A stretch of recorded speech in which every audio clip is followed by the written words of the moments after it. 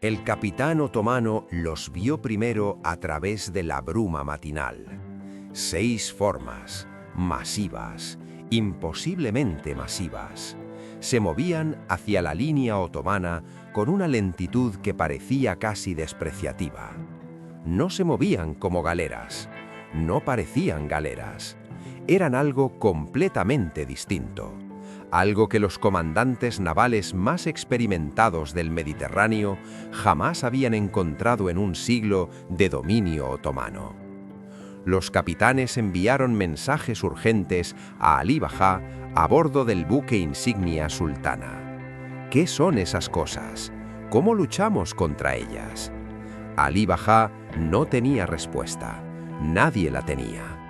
Porque lo que emergía de la formación cristiana aquella mañana del 7 de octubre de 1571 era un arma tan nueva, tan experimental, tan celosamente guardada, que incluso la mayoría de los marineros cristianos detrás de ellas no comprendían completamente lo que estaban a punto de presenciar. Los otomanos cometieron su primer error. Intentaron remar a su alrededor. Táctica estándar de galeras. Cuando encuentras un obstáculo, lo rodeas. Usas tu velocidad y maniobrabilidad superiores para flanquear la línea enemiga y atacar desde múltiples ángulos. La flota otomana había usado esta estrategia para dominar el Mediterráneo durante generaciones. 50 galeras se separaron de la formación principal y comenzaron su maniobra de flanqueo. Los remos agitaban las aguas del Jónico hasta convertirlas en espuma. Se acercaron a 300 metros del primer monstruo. Lo que sucedió después atormentaría a los supervivientes otomanos por el resto de sus vidas. El fuego estalló desde los costados de esos cascos masivos. No los disparos dispersos de cañones de proa, sino andanadas continuas y devastadoras que convirtieron el aire mismo en un muro de hierro y fuego. Las balas de cañón atravesaron las galeras otomanos a la altura de la flotación. La metralla desgarró a las tripulaciones de remeros. Los proyectiles incendiarios prendieron fuego a velas y cubiertas antes de que los barcos otomanos pudieran acercarse a distancia de combate. En el tiempo que toma respirar 3 veces, 11 galeras otomanas se estaban hundiendo o ardiendo. Cientos de hombres estaban muertos, y la maniobra de flanqueo, la piedra angular de la doctrina naval otomana, se había transformado de una ventaja táctica en una sentencia de muerte. La flota cristiana había traído algo a Lepanto que cambiaría la guerra naval para siempre. Algo que convertía la velocidad en un pasivo y la experiencia en irrelevancia. Algo que ningún almirante otomano había enfrentado jamás y ningún capitán otomano sabía cómo contrarrestar. ¿Qué eran estos monstruos? ¿De dónde habían salido? Y lo más importante, ¿cómo había logrado la alianza más disfuncional de la cristiandad mantenerlos en secreto hasta el momento de máxima destrucción? Para entender por qué ese día importaba, hay que comprender primero en qué se había convertido el Mediterráneo. Durante 100 años había sido un lago otomano. Desde la caída de Constantinopla en 1453, los sultanes habían conquistado sistemáticamente a cada potencia naval que se les opuso. Rodas cayó en 1522. La costa norteafricana se convirtió en una cadena de estados vasallos. El Mediterráneo oriental, desde el Egeo hasta el Levante, era territorio otomano, cerrado al comercio cristiano excepto con permiso otomano. Pero la conquista era solo una parte del terror. La verdadera pesadilla eran las incursiones.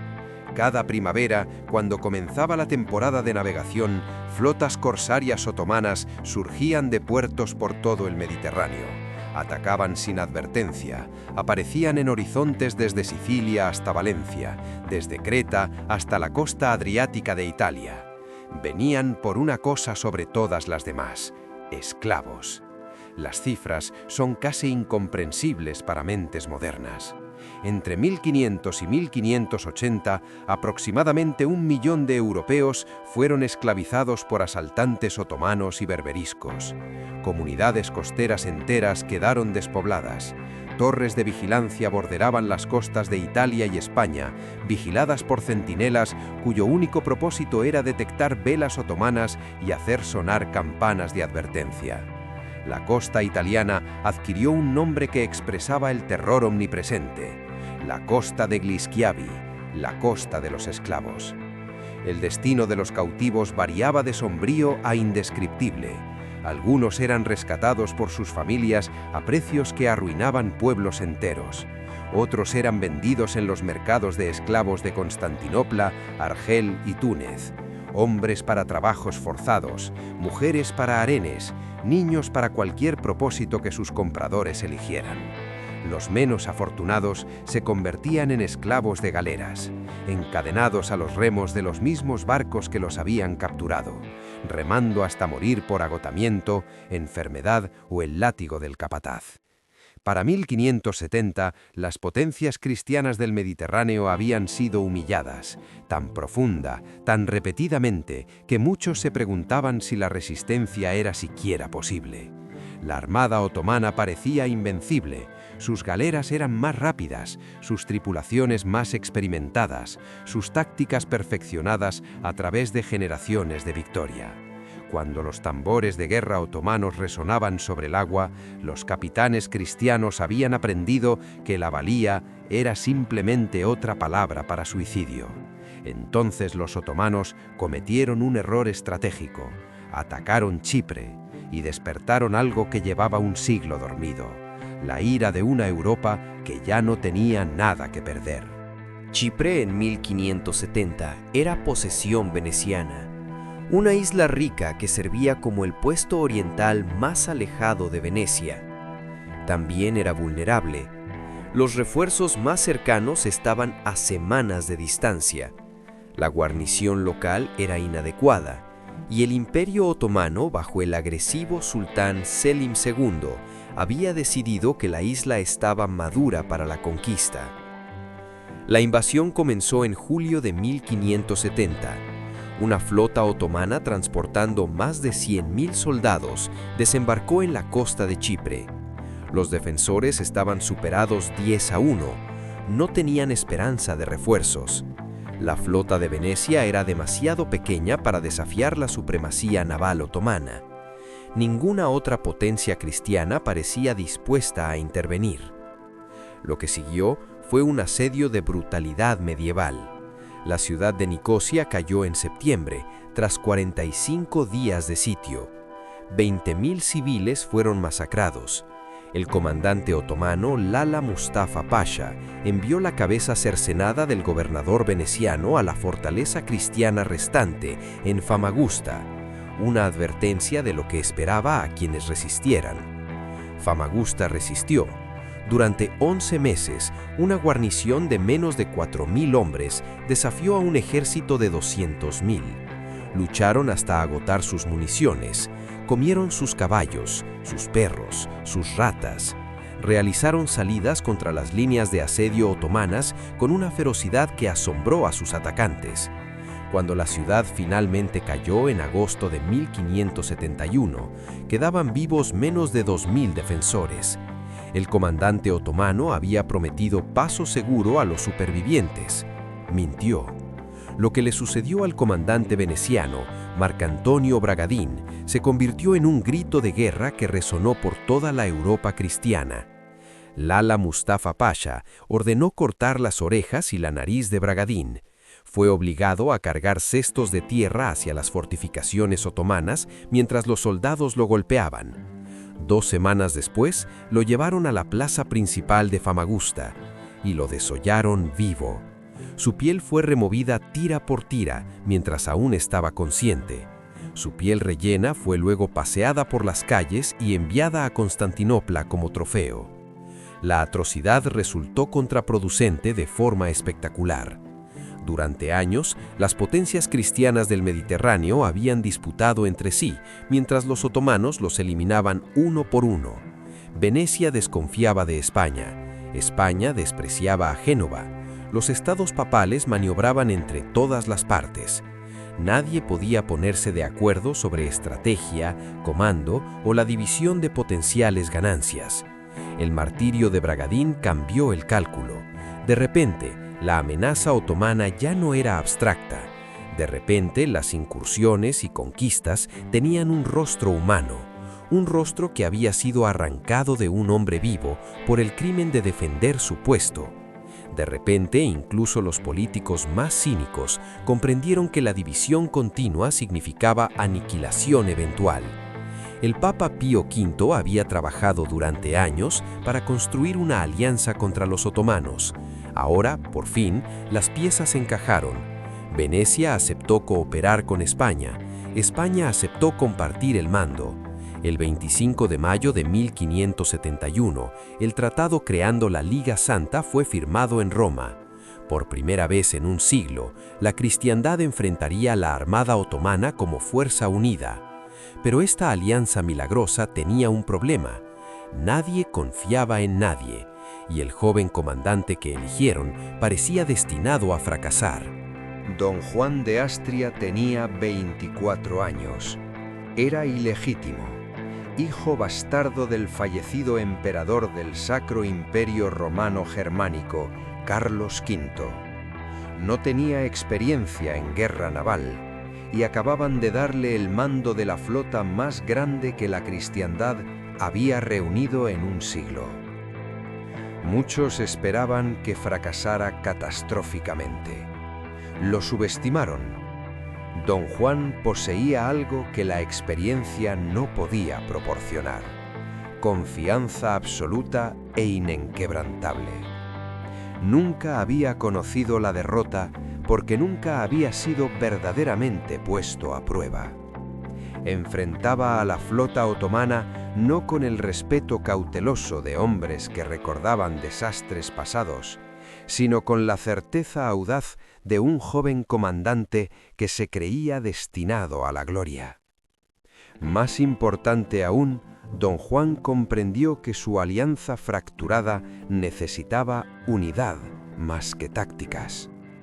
Pasó el verano de 1571 viajando entre escuadrones, reuniéndose con comandantes, resolviendo disputas, construyendo relaciones personales que trascendían rivalidades nacionales. Era encantador cuando se requería encanto, despiadado cuando la crueldad servía mejor. Para cuando la flota combinada se reunió en Mesina en septiembre de 1571, contaba con más de 200 naves. Transportaba aproximadamente 80.000 hombres. Era la armada cristiana más grande jamás reunida para un solo enfrentamiento. Y llevaba una arma secreta que determinaría la batalla. Los venecianos las llamaban galeaces. La historia las recordaría como galeazas. No eran un concepto nuevo. Durante décadas, las armadas habían experimentado con modificar grandes buques mercantes para combate. Pero los intentos previos habían fracasado. Los barcos resultantes eran demasiado lentos, demasiado torpes, demasiado vulnerables a las galeras rápidas que dominaban la guerra mediterránea. El arsenal veneciano, el astillero más grande de Europa, había pasado 3 años perfeccionando un enfoque diferente. Las galeazas que emergieron de esos astilleros secretos en 1571 eran diferentes. Eran masivas, más de 45 metros de largo, significativamente más grandes que cualquier galera estándar. Se elevaban más alto en el agua, con cubiertas que se elevaban sobre los perfiles bajos de las flotas de galeras. Eran lentas, impulsadas por remos que luchaban por mover su enorme volumen. En una persecución, cualquier galera podía superarlas. Pero las galeazas no estaban diseñadas para perseguir. Estaban diseñadas para matar.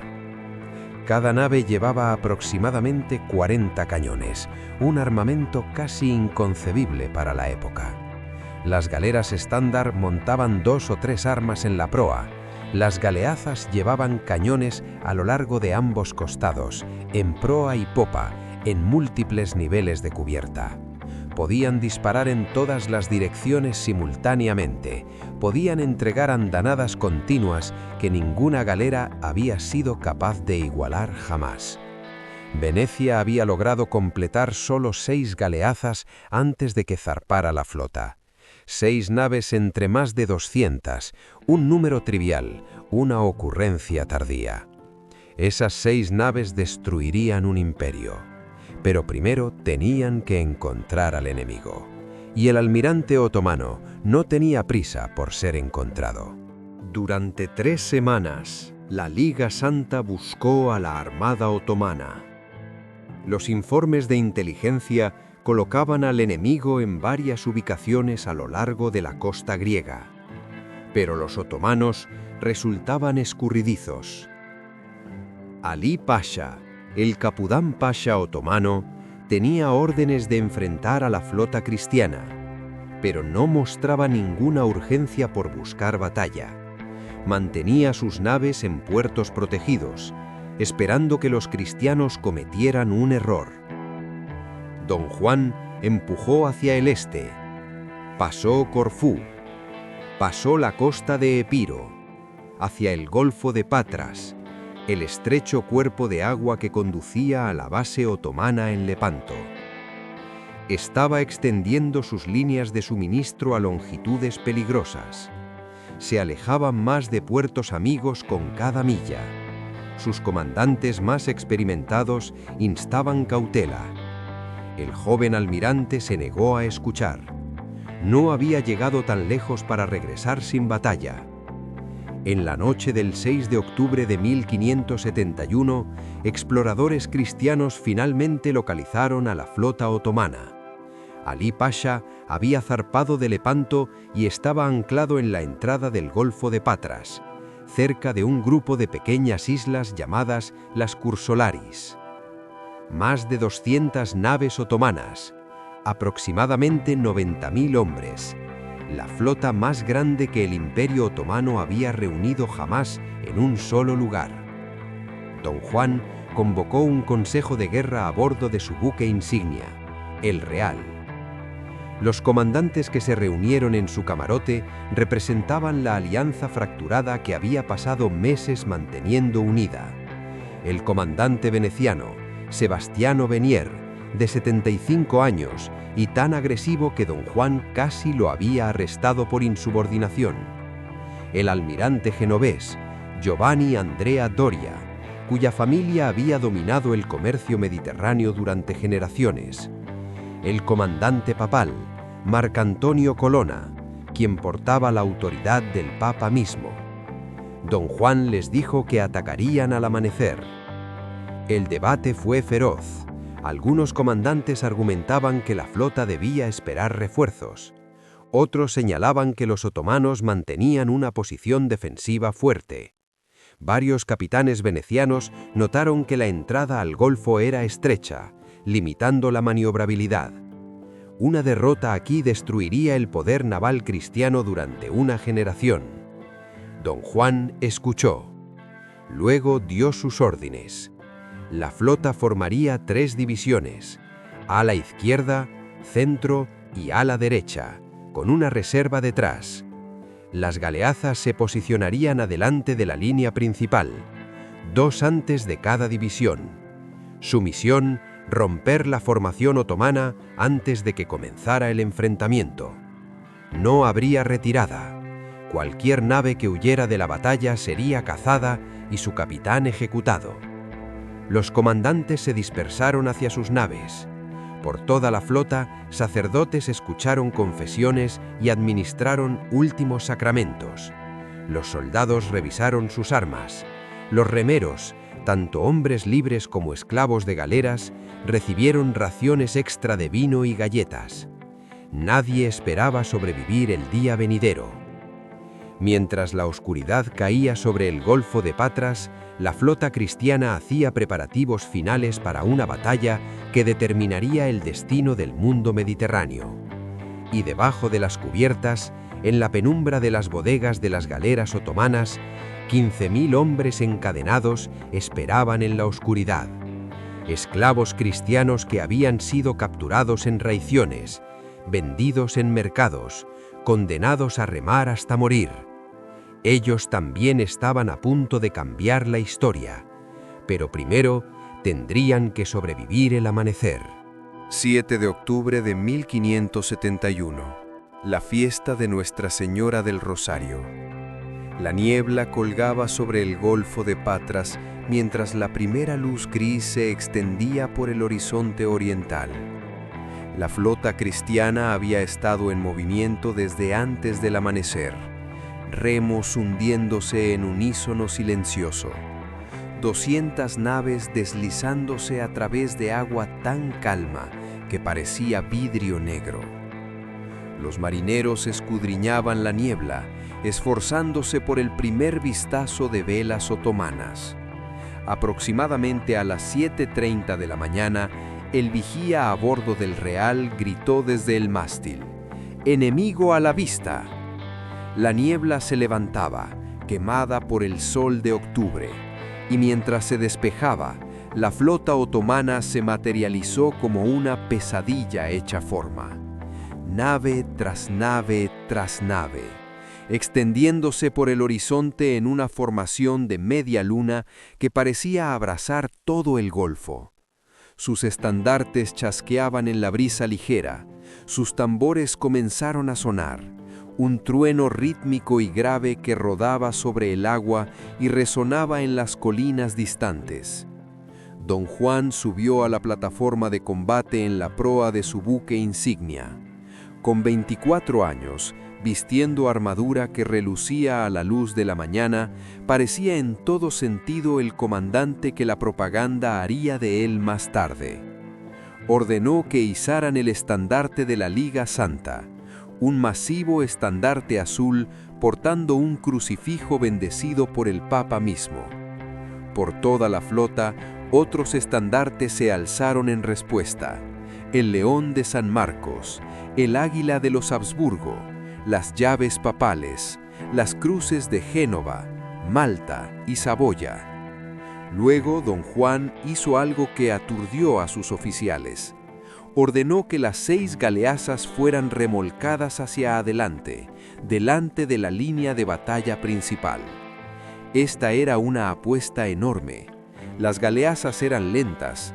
Posicionarlas delante de la flota significaba que enfrentarían a los otomanos primero, antes de que la fuerza principal de galeras pudiera apoyarlas. Si los otomanos ignoraban las galeazas y las rodeaban, la línea de batalla de don Juan sería flanqueada antes de que la lucha siquiera comenzara. El joven almirante estaba apostando todo a su arma secreta. Al otro lado del agua, Alí Pasha observaba las extrañas naves emerger de la formación cristiana.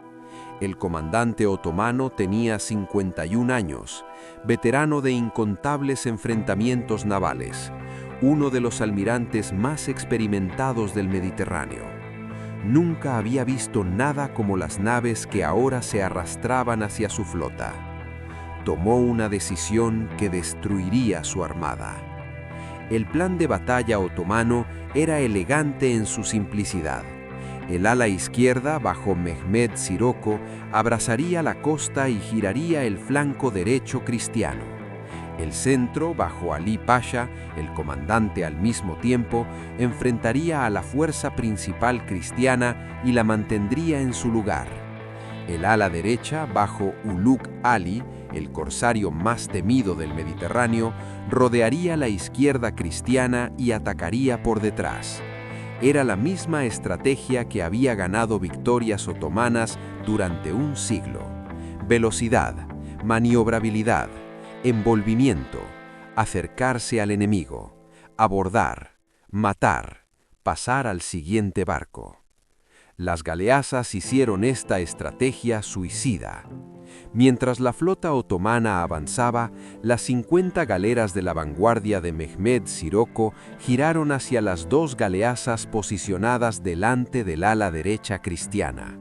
Doctrina estándar: pasar los obstáculos, llegar a los objetivos reales. Sus remos batían el agua blanca mientras aceleraban a velocidad de embestida. Entraron en el arco de fuego de las galeasas aproximadamente a las 9:45 de la mañana. La primera andanada fue apocalíptica. 20 cañones dispararon simultáneamente desde el costado de una galeasa, 20 más desde la segunda. Una muralla de hierro atravesó la vanguardia otomana a quemarropa. Galeras que se habían estado moviendo a toda velocidad simplemente se desintegraron, sus cascos destrozados, sus mástiles derribados, sus tripulaciones arrojadas al mar por la fuerza de los impactos. Los otomanos nunca habían experimentado nada como eso. La guerra de galeras era íntima, te acercabas a tu enemigo, embestías o te enganchaban, luchaban cuerpo a cuerpo hasta que un lado estaba muerto o se rendía. Los cañones eran una ocurrencia después, algunos disparos antes de que comenzara la verdadera matanza. Las galeasas luchaban diferente, se mantenían a distancias que hacían el abordaje imposible, entregaban fuego continuo que hacía el acercamiento suicida. Galeras otomanas que intentaban abordar eran contenidas a 200 yardas, a 100 yardas, a 50 yardas. Tripulaciones otomanas que intentaban abordar se encontraban trepando hacia decas 6 metros por encima de la suya, expuestas a fuego de arcabuces, piedras y agua hirviente desde defensores que no podían ser alcanzados. Nave tras nave moría. La vanguardia de Mehmed Sirocco fue destrozada en menos de 30 minutos. 11 galeras se hundían o ardían. Cientos de hombres estaban muertos. Los supervivientes retrocedían en desorden. Y la batalla aún no había comenzado verdaderamente. Pero lo que vendría después convertiría el Golfo de Patras en el gran matadero naval que el mundo jamás había visto. A las 10, las flotas principales de galeras se acercaban entre sí. Las galeasas habían hecho su trabajo, perforando agujeros en la formación otomana, interrumpiendo la coreografía cuidadosa de su ataque. Pero ahora las armas del futuro dieron paso a la guerra del pasado. 206 galeras cristianas se lanzaron hacia adelante. 230 galeras otomanas respondieron. El sonido de la colisión fue como el fin del mundo. Espolones de galera, vigas revestidas de bronce que salían de la proa de cada nave, se estrellaron contra cascos de madera con impactos que podían oírse a kilómetros de distancia. Los mástiles se desplomaron cuando los barcos chocaron entre sí. Los hombres fueron arrojados de sus pies por la fuerza de los impactos. Y luego, casi antes de que los barcos dejaran de estremecerse, comenzaron las acciones de abordaje. Este era el combate naval que el Mediterráneo había conocido durante 1000 años. Matanza a corta distancia con espadas, picas y hachas. Soldados con armadura trepando de cubierta en cubierta, resbalando en sangre, apuñalando todo lo que se movía. Cañones disparando a quemarropa contra masas compactas de humanidad. Balas de arcabuz que atravesaban carne, armadura y hueso. Flechas lanzadas a tan corta distancia que no podían fallar. La lucha era apocalíptica. A diferencia de las batallas terrestres, donde los soldados derrotados podían huir, no había a dónde correr en una galera. Luchabas hasta ganar, o morías, o te ahogabas, o ardías. El agua entre los barcos trabados se llenó de moribundos, hombres que habían caído o saltado por la borda, debatiéndose en el mar teñido de rosa, arrastrados bajo el agua por sus armaduras, la corriente o las manos de enemigos que querían verlos muertos. El olor era abrumador. Humo de pólvora cubría el campo de batalla, mezclándose con el hedor cobrizo de la sangre y el olor a grasa quemada de carne en llamas. Hombres que nunca habían experimentado combate naval vomitaban por el asalto sensorial. Veteranos que habían pasado sus vidas en el mar describieron Lepanto como diferente a todo lo que habían presenciado, una concentración de violencia que desafiaba la comprensión. En el centro de esta vorágine, dos buques insignia se dirigían uno hacia el otro. Don Juan había dado órdenes explícitas: encontrar el buque insignia de Alí Pasha y destruirlo. El joven comandante comprendía que las galeras otomanas luchaban por su almirante por encima de todo. Matar a Alí Pasha y la moral otomana colapsaría. La batalla se convertiría en una derrota. El Real, buque insignia de Don Juan, era la galera más grande de la flota cristiana. Llevaba más de 400 soldados y estaba erizo de cañones. Su espolón estaba reforzado para máximo impacto. Su tripulación había sido seleccionada a mano de los mejores soldados que España e Italia tenían que ofrecer. La sultana de Alí Pasha era igualmente formidable.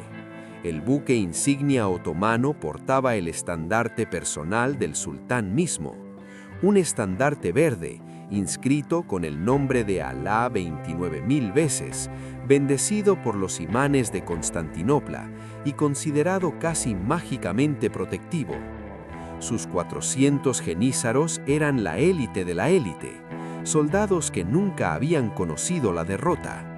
Los dos buques insignia colisionaron aproximadamente a las 11 de la mañana. El impacto hundió el espolón de la sultana profundamente en la proa del Real, trabando los dos barcos juntos.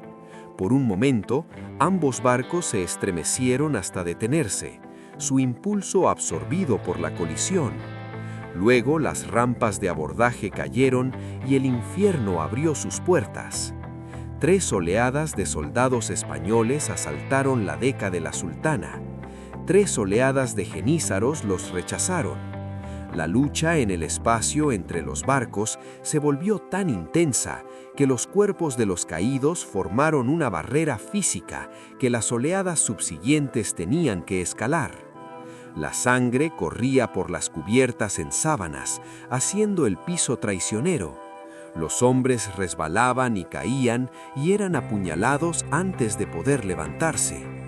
Don Juan luchaba desde el frente. El joven comandante había rechazado consejos de permanecer en la retaguardia, donde podría dirigir la batalla. Había tomado una pica y se unió a la primera oleada de abordaje, liderando desde la proa de su buque insignia, como un caballero de un siglo anterior. Su armadura estaba abollada y salpicada de sangre. Su pica se rompió. Desenvainó su espada y siguió luchando. Durante casi 2 horas, la batalla por los buques insignia continuó sin resolución. Llegaron refuerzos cristianos, las galeras que habían atravesado la línea otomana y vuelto a soportar a su comandante. Refuerzos otomanos respondieron. En un momento, 7 naves estaban trabadas juntas alrededor de los 2 buques insignia, todas virtiendo soldados en la friega. Y entonces, aproximadamente a la 1 de la tarde, un arcabucero español en la plataforma de combate del Real tinó un tiro claro a Alí Pasha. La bala golpeó al almirante otomano en la frente, cayó donde estaba. Sus genízaros intentaron cerrar filas alrededor de él, pero la noticia de su muerte se extendió por la sultana con velocidad devastadora. La resistencia, que había sido feroz momentos antes, se desmoronó repentinamente. Soldados cristianos barrieron la cubierta del insignia. El cuerpo de Alí Pasha fue encontrado, su cabeza desencerada, su estandarte verde arrancado y reemplazado con el crucifijo de la Santa Liga. El centro de la flota otomana había sido decapitado. Pero en los flancos, batallas separadas aún se libraban, y bajo las cubiertas, invisible a la historia, estaba por comenzar una rebelión que cambiaría todo. Debajo de las cubiertas, en la penumbra de los cascos de las galeras otomanas, se libraba una batalla diferente.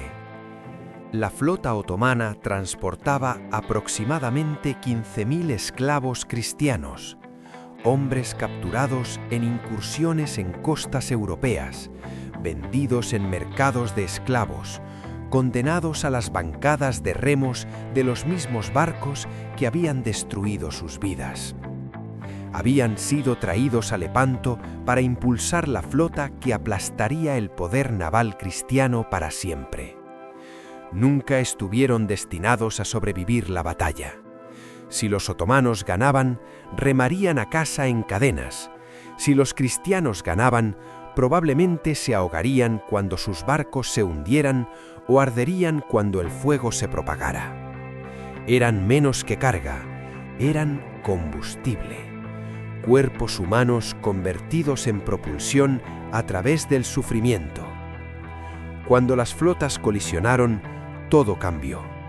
En el caos de las acciones de abordaje, los esclavos encontraron su momento. Los capataces que debían vigilarlos estaban luchando arriba. Los guardias que debían matarlos a la primera señal de resistencia ya estaban muertos. Las cadenas que los habían sujetado podían romperse con remos, con herramientas, con la pura fuerza desesperada de hombres que veían libertad o muerte, y querían lo primero, pero aceptarían lo segundo. Nave tras nave, los esclavos se levantaron, atacaron a sus captores por la espalda, agarraron armas de los cuerpos de los caídos, abrieron bodegas para grupos de abordaje cristianos, ahogaron a marineros otomanos en la misma agua que estaba destinada a ahogarlos. 15.000 hombres que habían sido descartados como propiedad se convirtieron en un ejército en los vientres de barcos enemigos. Los relatos de soldados cristianos describen escenas de violencia casi inimaginable. Esclavos que habían pasado años encadenados a remos, golpeados diariamente, hambrientos y degradados, ahora tenían acceso a los hombres que los habían atormentado. La venganza que extrajeron no fue limpia, no fue rápida. Fue la rabia acumulada de miles de vidas rotas finalmente desatada. Para media tarde, el levantamiento de esclavos había acelerado el colapso otomano hacia algo cercano a la desintegración. Barcos que podrían haber seguido luchando fueron tomados desde dentro. Tripulaciones que podrían haber escapado fueron abrumadas por los mismos hombres que habían esclavizado. La victoria cristiana no se ganó solo en cubierta, se ganó en parte por las manos que habían remado galeras otomanas hacia su destrucción. Mientras tanto, en el ala izquierda cristiana, la situación era más precaria. Giovanni Andrea Doria, el almirante genovés que comandaba esta sección de la flota, enfrentaba a Ulus Ali, el comandante otomano más peligroso en el campo. Ulus Ali era un cristiano converso, nacido en Calabria, capturado por corsarios berberiscos de joven. Se había convertido al Islam y ascendido por pura habilidad hasta convertirse en bey de Argel y el corsario más exitoso del Mediterráneo. Era astuto, experimentado y absolutamente despiadado. Leyó la batalla mejor que cualquier otro comandante otomano y vio una oportunidad. Doria estaba extendiendo su línea para prevenir ser flanqueado. Al hacerlo, abrió una brecha entre su escuadrón y el centro cristiano. Ulus Ali condujo sus galeras hacia esa brecha con la precisión de bisturí de cirujano. Durante una hora aterradora, parecía que Ulus Ali podría cambiar el rumbo de toda la batalla. Sus naves cayeron sobre las galeras de los caballeros de Malta, los monjes guerreros de élite que habían defendido su propia isla contra el asedio otomano 6 años antes. La lucha fue catastrófica. El buque insignia maltés fue capturado, su comandante muerto, su estandarte sagrado arrancado. Otras galeras cristianas fueron abrumadas mientras Ulus Ali explotaba la brecha con efectividad devastadora. Solo el escuadrón de reserva, retenido por Don Juan exactamente para esta contingencia, previno el desastre. Galeras frescas se estrellaron contra el flanco de Ulús-Salí justo cuando el corsario parecía al borde de enrollar toda la izquierda cristiana. El comandante argelino, reconociendo que la batalla estaba perdida, reunió los barcos que pudo y luchó para salir del enfrentamiento. Escaparía con aproximadamente 30 naves, el único escuadrón otomano que sobreviviría el día intacto. Pero el escape de Ulús-Salí fue la excepción. En todos los demás lugares, la flota otomana estaba siendo aniquilada. A las 3 de la tarde, la batalla de Lepanto había terminado. De las 230 naves que habían formado la línea de Alí Pasha esa mañana, quedaban a flote menos de 50. La mayoría habían sido capturadas, las otras se hundían, ardían o flotaban como cascos sin tripulación, truzando un mar ahogado en naufragios y cadáveres. La escala de muerte era casi incomprensible. Las bajas otomanas superaban los 30.000 muertos y 8.000 capturados. Las bajas cristianas se acercaban a los 8.000 muertos. El recuento combinado, casi 50.000 hombres muertos en una sola tarde, hacía de Lepanto el enfrentamiento naval más sangriento de la historia registrada. El agua del Golfo de Patras ya no era azul, era roja, teñida de sangre que no se dispersaría durante días. Y entre los heridos, tropezando hacia los cirujanos, había un joven soldado español con la mano izquierda destrozada. Su nombre era Miguel de Cervantes. Tenía 24 años, había recibido 3 balas de arcabuz. Pasaría 5 años como esclavo en Argel, antes de ser rescatado. Pasaría décadas en pobreza antes de encontrar éxito literario. Transformaría su trauma en una novela llamada Don Quijote, y llamaría a Lepanto la gran maravilla que vieron los siglos pasados, presentes y los que vendrán. Era uno de 8.000 heridos, uno de 80.000 sobrevivientes, uno de los incontables hombres que pasarían la vida recordando lo que presenciaron el 7 de octubre de 1571. Pero la verdadera pregunta aún quedaba sin respuesta. ¿Qué significaba realmente esta victoria? Don Juan, de pie en la cubierta del Real, contempló lo que había forjado. Su buque insignia era un desastre. Su cubierta marcada con cortes de espada, su maderamen empapado en sangre, su aparejo en gran parte destrozado.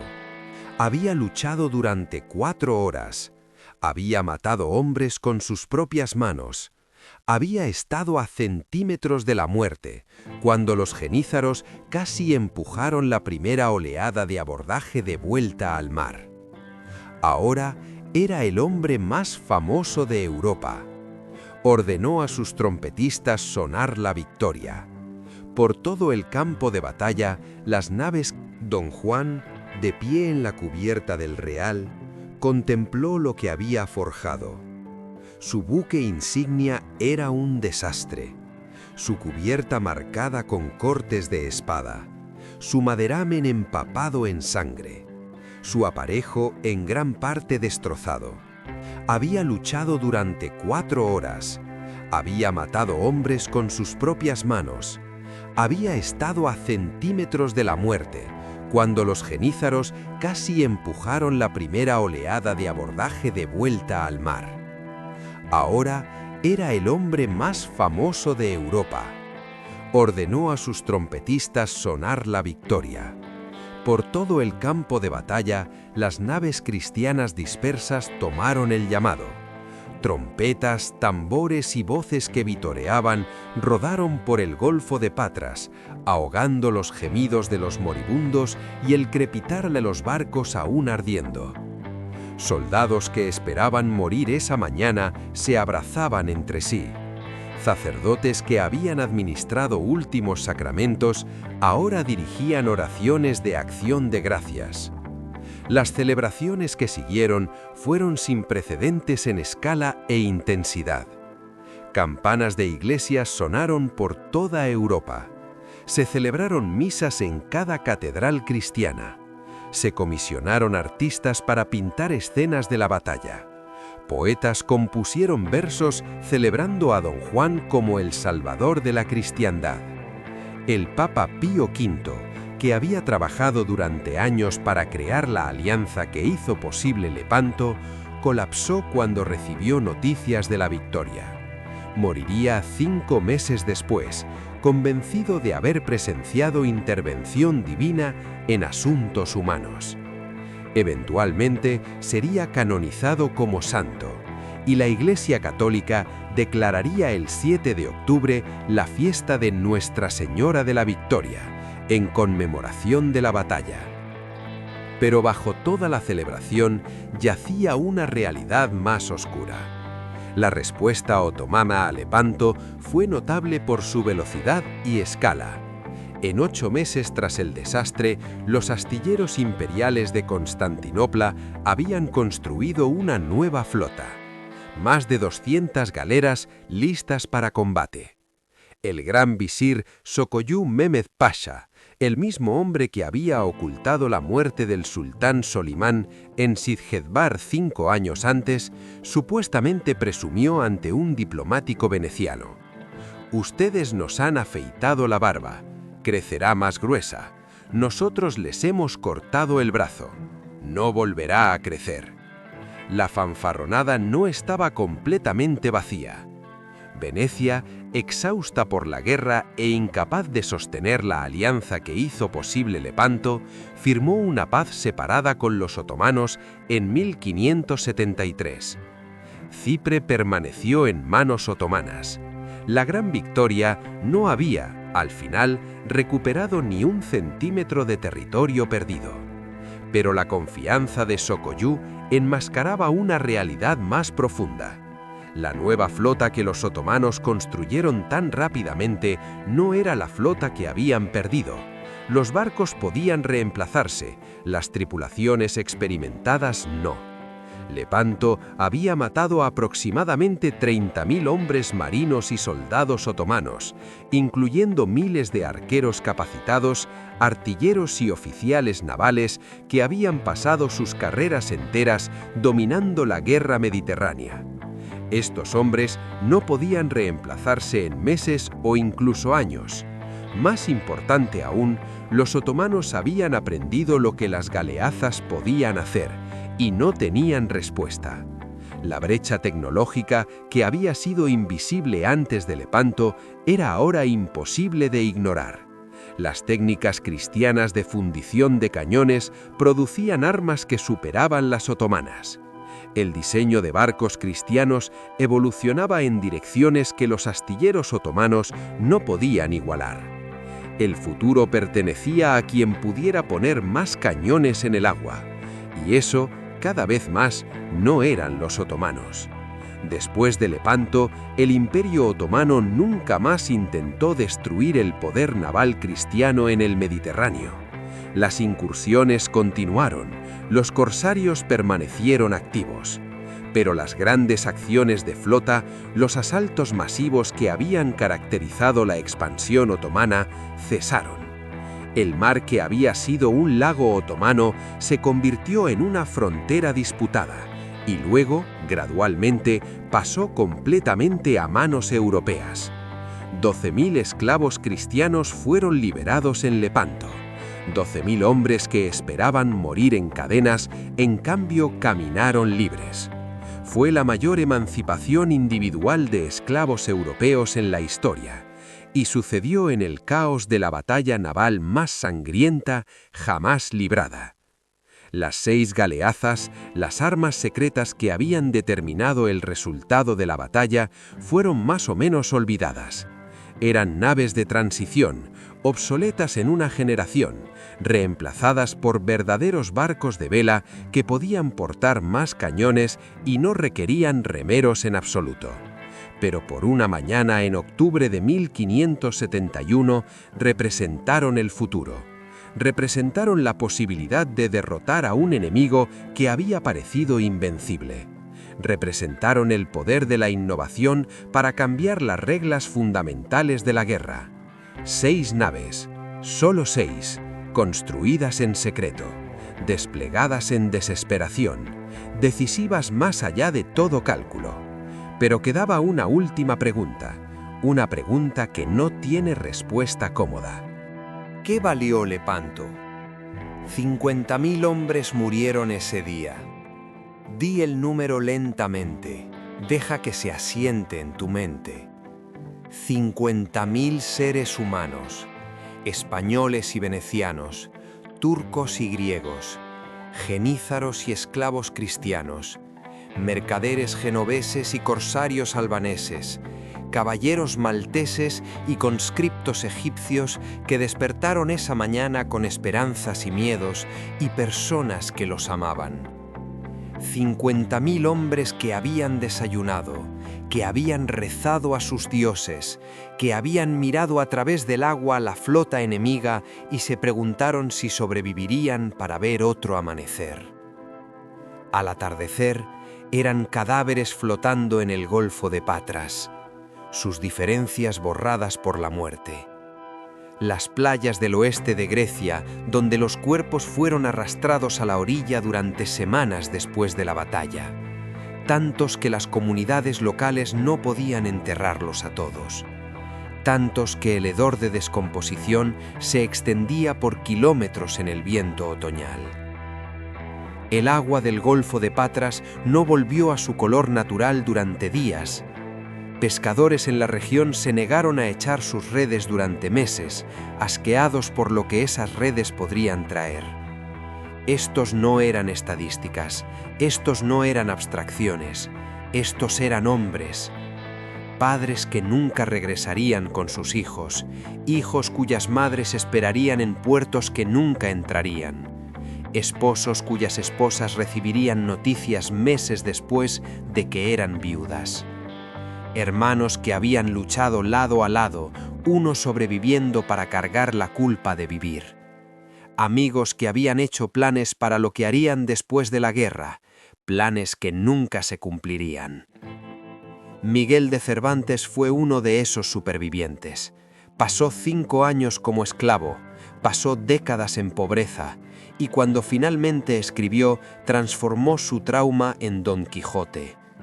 Una novela sobre la brecha entre ideales románticos y realidad brutal. Un protagonista que cree ser un caballero andante viviendo en un mundo de caballería y honor que ya no existe. Cervantes nunca escribió explícitamente sobre Lepanto, pero la batalla persiguió su obra. La desilusión de Don Quijote es la desilusión de un hombre que había creído en la gloria y descubierto el horror.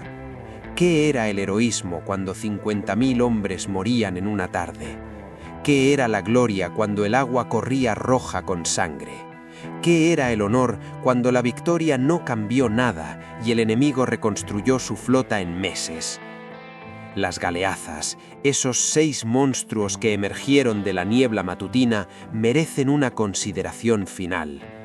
No eran el futuro, no exactamente, pero representaban un principio, la comprensión de que la potencia de fuego, no la velocidad, determinaría el futuro del combate naval. Los otomanos habían dominado la guerra mediterránea a través de velocidad y marinería superiores. Sus galeras eran más rápidas, sus tripulaciones más hábiles, sus tácticas refinadas a través de generaciones de victoria. Las galeazas hicieron todo eso irrelevante.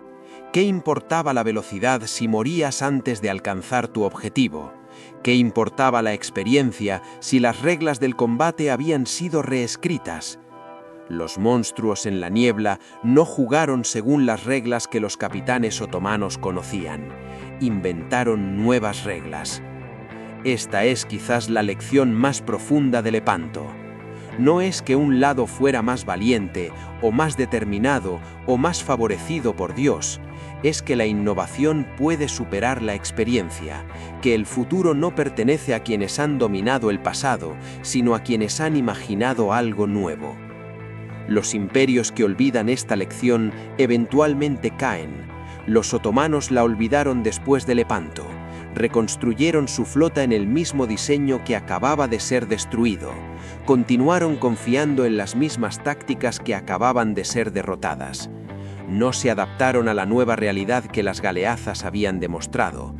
En un siglo, el Mediterráneo ya no era un lago otomano. En 2 siglos, el Imperio Otomano estaba en declive irreversible. En 3 siglos, había dejado de existir. 450 años después de la batalla de Lepanto, sus ecos aún resuenan. La batalla marcó el fin de una era y el comienzo de otra. La era de la galera, que había dominado la guerra mediterránea desde los griegos y romanos, estaba llegando a su fin. La era del barco de vela armado con cañones, que dominaría la guerra naval durante los próximos 3 siglos, estaba a punto de comenzar.